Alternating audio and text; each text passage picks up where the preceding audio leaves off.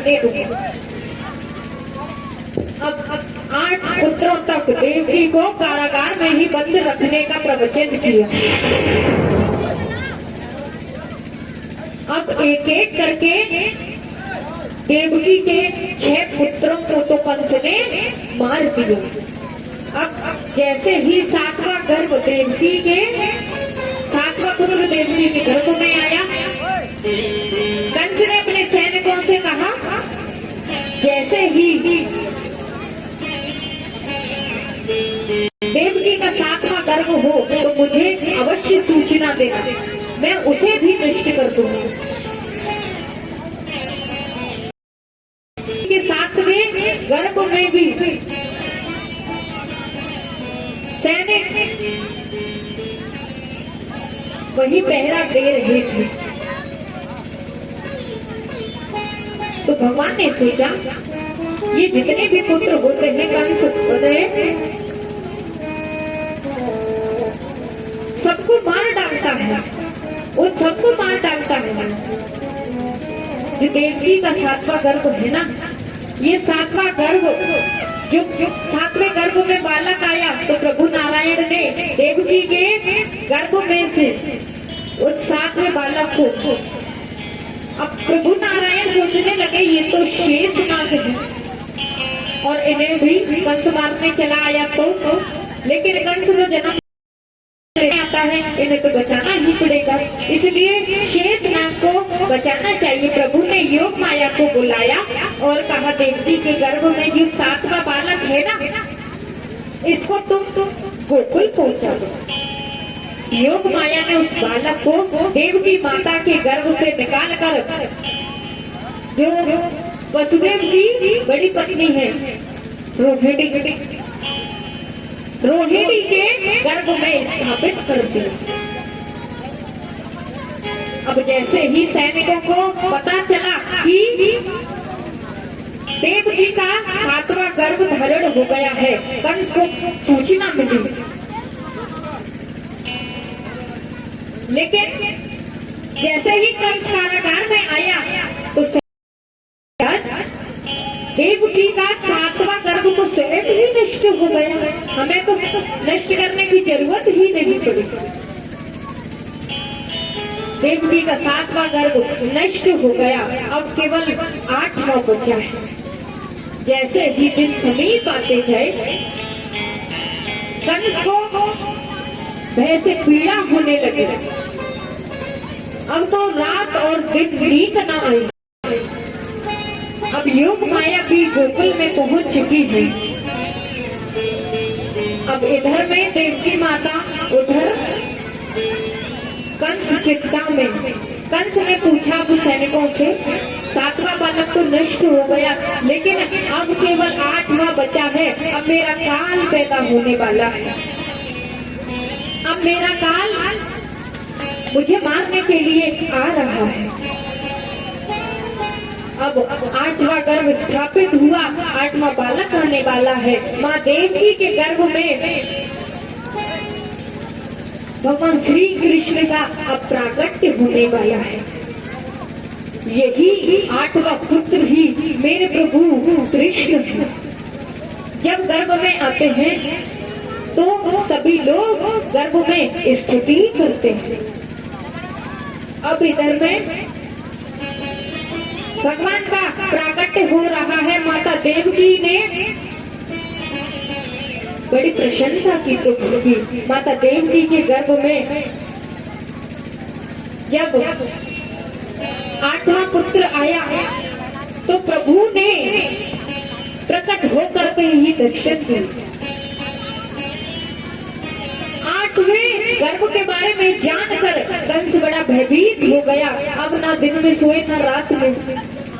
भगवान है, लेकिन भगवान को कोई मार नहीं सकता।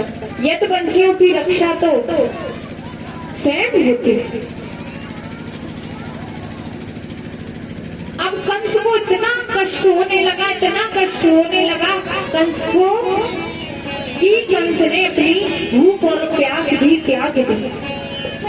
अब सैनिक कंस के पास आए और बोले, हे राजा, आपको मालूम है अब देवकी का 8वां बालक होने वाला है।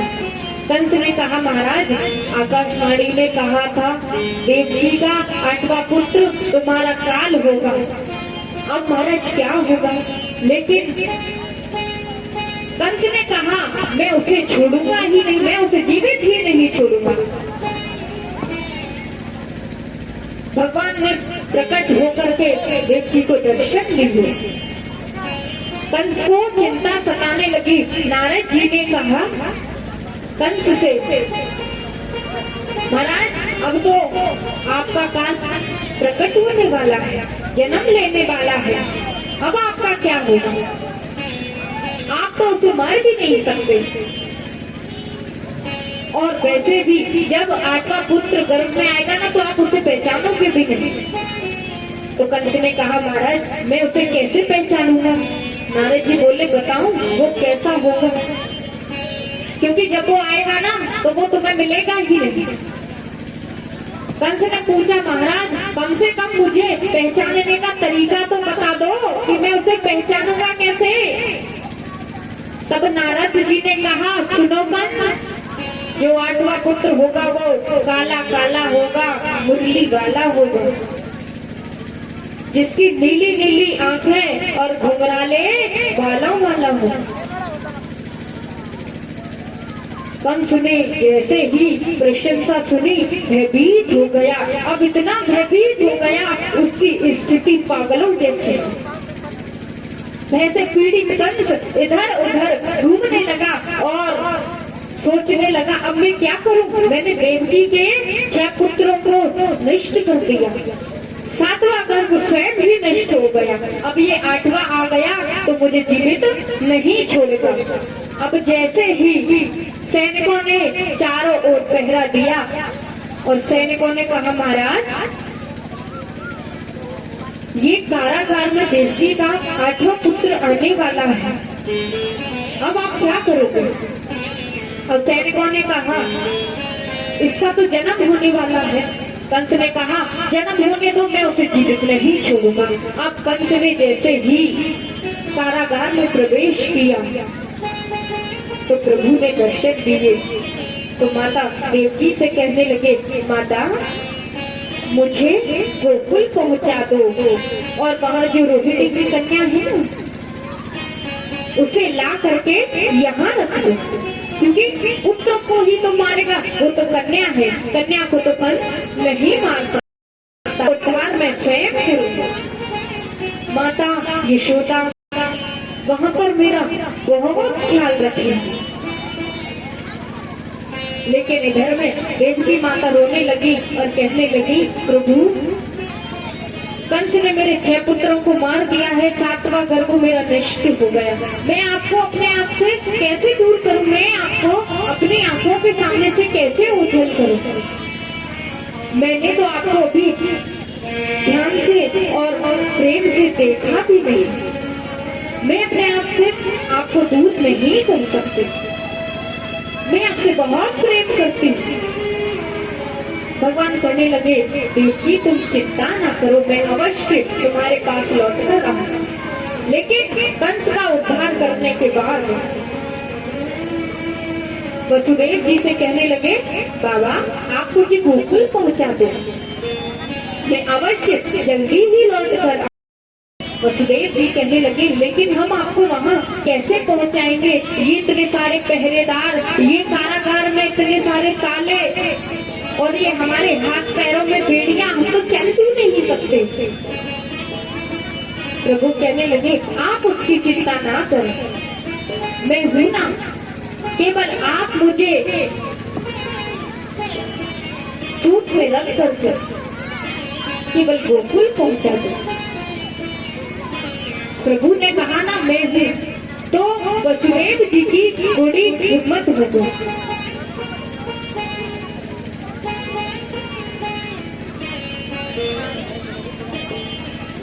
तो जैसे ही श्री कृष्ण जी को सूप में रखकर वसुदेव जी चलने लगे तो स्वयं भी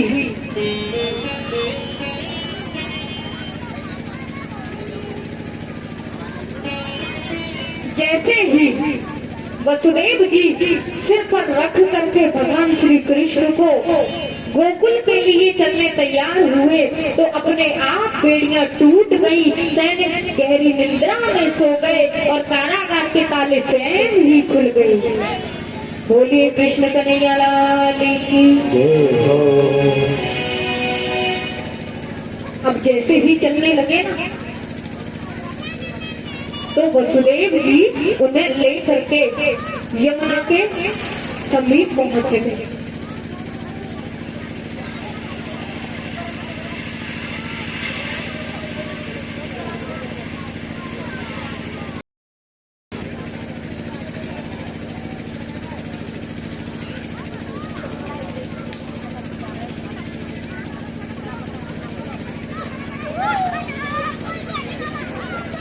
तो जैसे ही लेकर के पहुंचे हैं और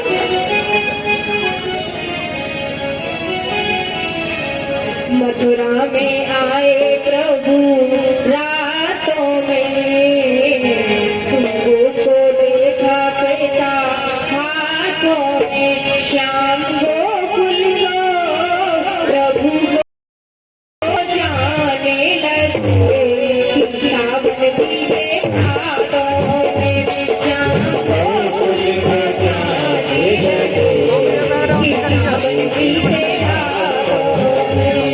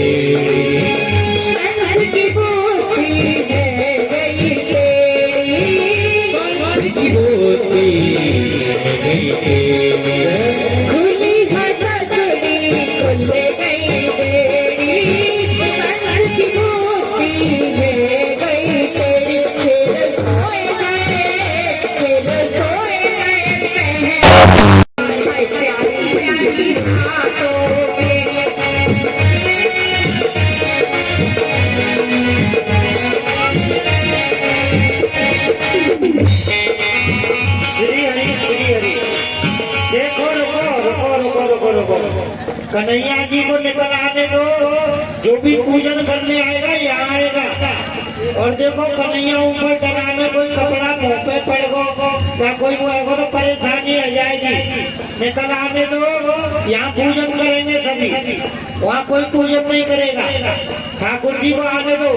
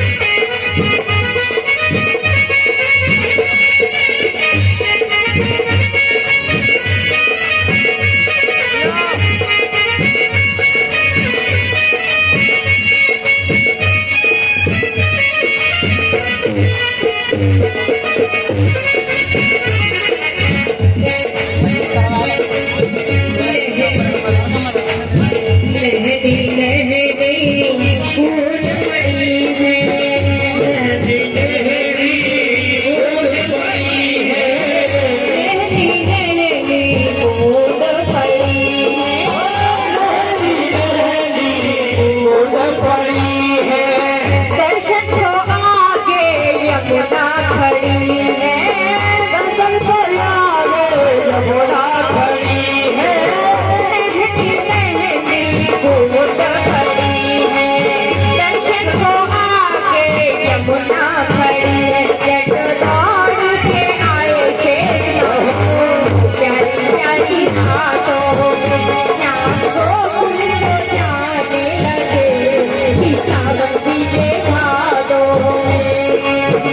फूल खुदा मिल गई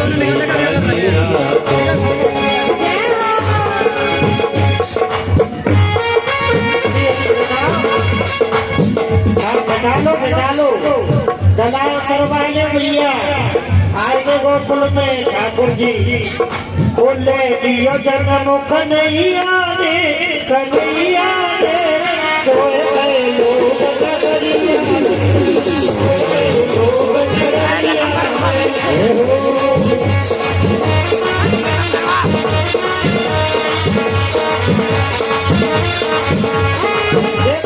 ये फोटोग्राफर ने प्लीज फोटोग्राफरी कर लिए बैठ गया पूजन है लगे पूजन